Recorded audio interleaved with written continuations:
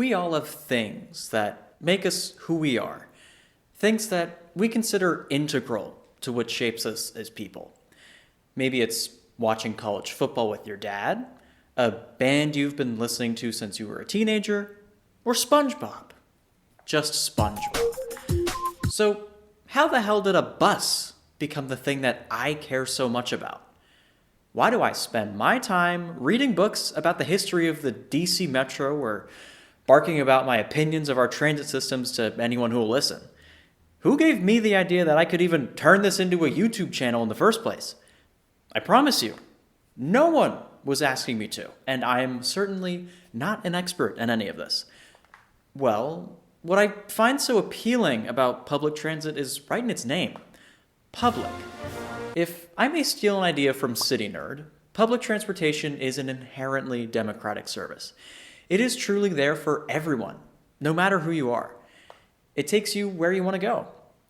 There are countless economic, societal, and environmental benefits to high-quality transit. But really, the foundation of why I care is a lot more personal. I grew up in Fairfax County, Virginia, a suburb of Washington, D.C., for the uninitiated. For those from Virginia, you know it's like a completely different world up there from the rest of the state. Everyone's dad works for a government contractor. All of them. I honestly don't know how they're staffing the grocery stores. Are they just filled with confused deer and athletic polos? Like any suburb in the United States, I lived my life getting around by car. Sure, I could walk to people's houses in the neighborhood. Well, I guess I would have needed friends back then for that to apply. That's a bit of an oversight. Anyways, regardless, if I wanted to go anywhere other than my neighborhood, I'd be asking my mom to give me a ride in the back of the old Buick Enclave. And let me tell you, that beast had a separate radio just for the back seats. I was plugging in my headphones to listen to Hot 99.5 all the time. I didn't have all the songs I wanted on iTunes. My mom's iPod Nano could only take me so far. What can I say? It'd also be important to know that my father passed away when I was young, and for the years between then and when my stepfather came into the picture, we thankfully had a lot of support from family in the area. Sometimes, for what I assume was to give my mom a break from me every once in a while, my grandparents or one of my aunts or uncles would snag me for a bit and we'd just do something together.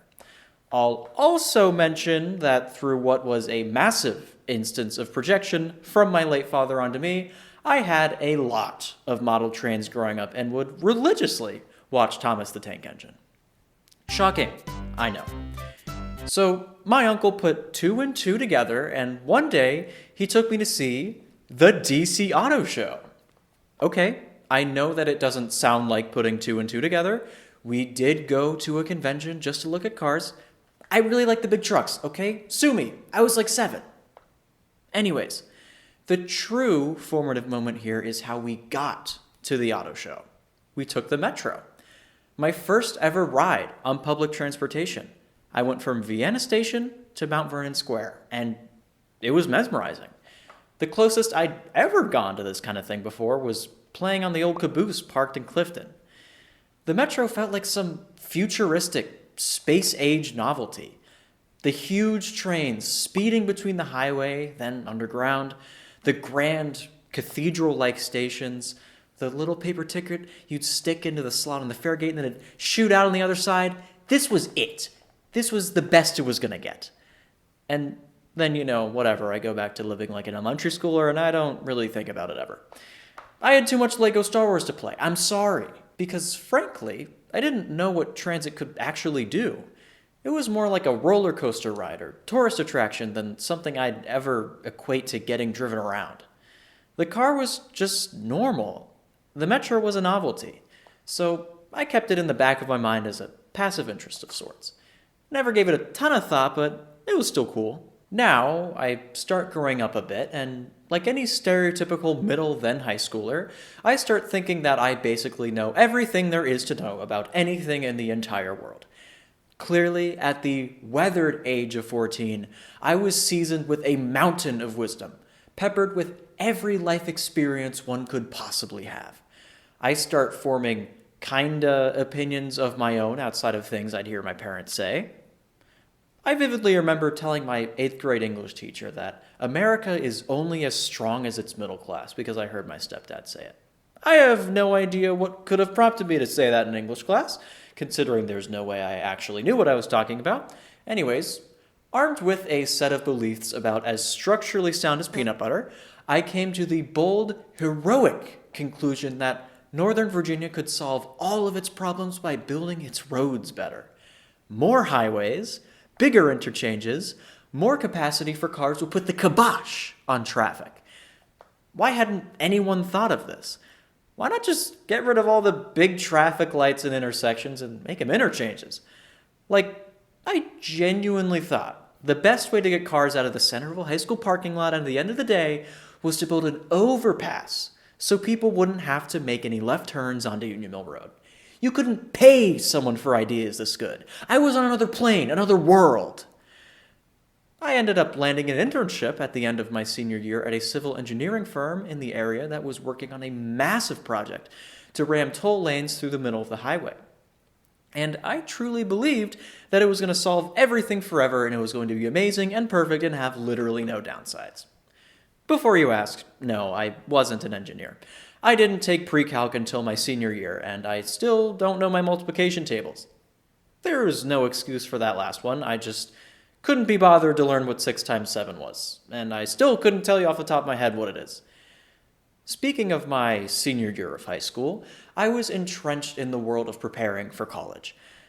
I spent the application season taking the SAT 3 times, writing an inspiring story about my past, and getting stuck inside soon after hearing I got into college.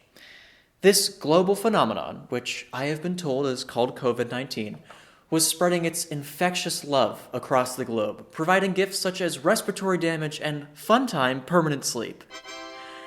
I spent a whole lot more time watching YouTube during this period, and for whatever reason, every episode of Tim and Eric on HBO Max. It was bad. At some point, though, the all-seeing algorithm recommended that I watch a video from the content creator, not just bikes. Like an insecure male teenager watching Andrew Tate for the first time, this channel would completely change my life. I genuinely could not get enough of it. I learned about walkability, induced demand, carbon emissions from vehicle miles traveled, car dependency, city property taxes, a nauseating amount of topics that shaped the way that I saw the world. I reflected on the fact that, despite living in a developed area, I still had to walk about 45 minutes to get to the grocery store and 45 minutes to get to the bus, and really why I had never seriously considered anything other than driving to get around. Why was it that I looked forward to the day I got my license like it was my ticket to independence? Well, it's because it was. My hometown required a car in order to participate in society, a truth that's pretty damn universal across North America. I understood that the place I called home was part of the problem. I then expanded my scope beyond not just bikes, and to the likes of City Nerd, City Beautiful, Alan Fisher, and Miles in Transit. The quintessential combination, the holy quintology. More importantly, my view of the metro shifted from something that sat in the back of my mind to a view that recognized the critical role it plays in the DC area. It is such a powerful tool for efficient transportation and social mobility, way more than what everyone could do in their own car. I was dumbfounded that I'd spent my life completely normalizing and overlooking what was one of the best transit systems in North America. Dumbfounded, I tell you. For the first time, I truly appreciated the role that effective public transportation played in society. I had to tell everyone. Fast forward, college was progressing, and I solidly made everything that I learned from urbanist YouTube a part of my personality. I talked about it with my friends, even though I'm sure they probably wanted me to clip my vocal cords because of it. My girlfriend that I even met at the time had to put up with it too. So, one fateful day when she and I were in DC, we went to the National Building Museum, which I hadn't been to since I was much younger, but it seemed like a cute stop. We somehow got into a paid exhibit for free without realizing, and then at the end of it all, she surprised me with a book from the gift shop called The Great Society Subway, History of the Washington Metro. Wow, this book was incredible. I don't think I've ever been so into a book in my entire life. It was so much more than the history of the metro itself. It's a time capsule of the region, Johnson era politics, and the unique American attitude where the federal government tried to play a large role in improving Americans' lives. I won't get into how effective most of these programs were. I have thoughts. Anyways, if I wasn't already flush with transit passion, I certainly was now. Coincidentally, I was coming to the uplifting realization that I didn't enjoy my major. I spent every semester up until the point of my second semester, junior year, telling myself that once I get past this semester, then it'll get better. It didn't. As a result of some minor existential crises about my life decisions up until that point, I wanted a change. I wanted to try something while I still could. I'm a risk-averse person, but this was my chance to take a chance. Where some people might get a sleeve of tattoos or post a string of 30 tweets that'll haunt them forever, I channeled this energy into applying to one internship at a transit agency. I already had a lead lined up at the internship I had had for the semester in the summer prior, so I figured I didn't have anything to lose if this potential venue didn't work out. I Googled the name of every transit agency in Northern Virginia that I could think of, and I stumbled across a name that I hadn't seen in years. OmniRide. My grandparents live in Woodbridge, and I remembered seeing their white and teal buses outside a Safeway when I was younger. They had a position that I was theoretically qualified for, so I poured all of my passion and commitment into one cover letter and sent it off. Weeks later, I heard back, and they wanted to have me for an interview. I was ecstatic. I had a video call with the lead planner and the lead of their Vanpool division, and I even used the whole "the bus is inherently democratic" line I stole from City Nerd during the interview. I then proceed to hear nothing back from them. Conveniently, OmniRide's operations contractor failed to come to an agreement with the bus operators union after months of negotiation, resulting in a strike. It went on for a month. They had bigger things to worry about than an overly enthusiastic marketing major wanting to look at buses. A few days after it was all over, while I was sitting in the patient first parking lot eating Wendy's with my girlfriend, I'm not going to give you any more context, I got the call offering me the internship. It felt surreal. Just surreal. I spent too much time thinking about how I could have done things differently and chased after a career path that I was passionate about, something that I believed in. This was my chance, my first foray into experiencing what I'd only admired from the outside until this point. And let me just say, there is nothing that could have prepared me for what I would experience. No amount of riding the bus, reading books, and watching videos came close to depicting the beautiful chaos that is public service. A whole organization grounded in the idea that we were there to serve the common good. It was a remarkable feeling. I can't speak for the whole of the agency, but those I interacted with on a regular basis, like the transportation planners and the executives, wore their passion on their sleeves. I loved that it wasn't always smooth sailing. In many jobs, or larger transit agencies, as I was told, you're often siloed and shielded from what you don't directly contribute to. Because of OmniRide's relatively smaller size, I got to see how the talented staff dealt with a variety of situations, from daily operations to big picture funding sustainability, community engagement, and route planning. In fact, the chief development officer met with me on my first day and told me something along the lines of, because OmniRide is a smaller agency, you have the potential to make a big impact here. With it all in the past now, I can confidently say that he was right. It was a truly formative experience. So much so that when I was driving back to Northern Virginia for a work conference a few weekends ago, I was overwhelmed with a sense of pride and identity when I saw some OmniRide buses on Route 1, as goofy as it may sound. The same goes for when they launched their Eastern Local Service redesign over the summer, which I had the incredible opportunity to contribute to in its final stages and see what went into coordinating a massive service change like that. If I remember correctly, OmniRide had been running the same local service since the 90s, so this was a big deal. For me, this was a great time to be a transit fan. On top of getting a once-in-a-lifetime experience to see the ins and outs of how an agency works, the Metro was running better service than it ever had in years thanks to some new leadership. And then, almost every transit agency in the country faced funding issues due to pandemic-era federal funding drying up.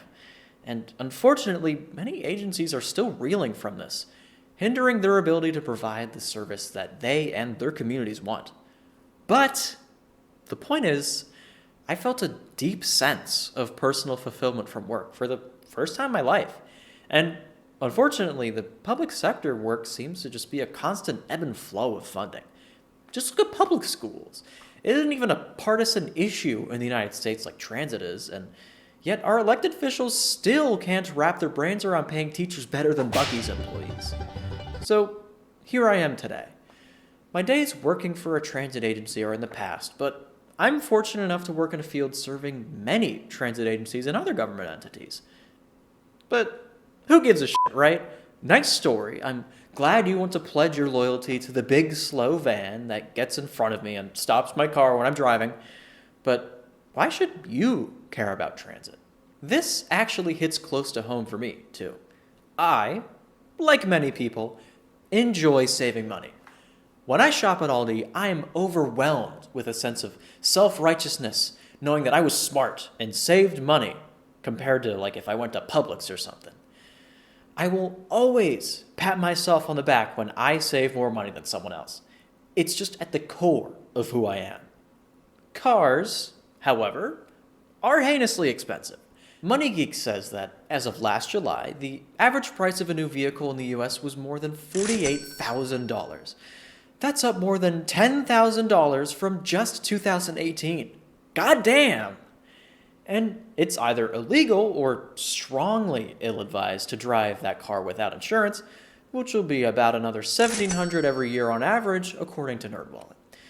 You might even have to pay a final base price on top of that car, property taxes. Americans spend an average of $448 annually on that. Now that you have your fixed costs out of the way, how about the cost of ownership? For gas, assuming you drive an average of 13,500 miles a year, AAA says you'll be on the hook for a cool $1,500. How about maintenance? That'll be another $1,200. Vehicles aren't just costing us, though. The Urban Institute found that in 2021, the federal government, state, and local governments across the U.S. spent about $206 billion on road maintenance, making it the 5th highest expenditure category in all the budgets. That doesn't even begin to cover the amount of tax revenue governments are losing out on because of the space they have to dedicate to parking instead of productive uses like housing or businesses.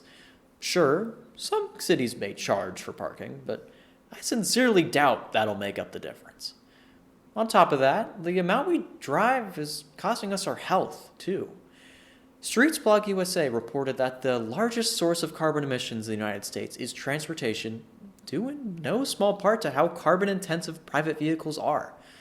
On top of contributing to climate change, the carbon emissions from our cars contribute to increased inflammation, reductions in higher-level cognitive abilities, bone demineralization, kidney calcification, oxidative stress, and endothelial dysfunction, according to this academic article.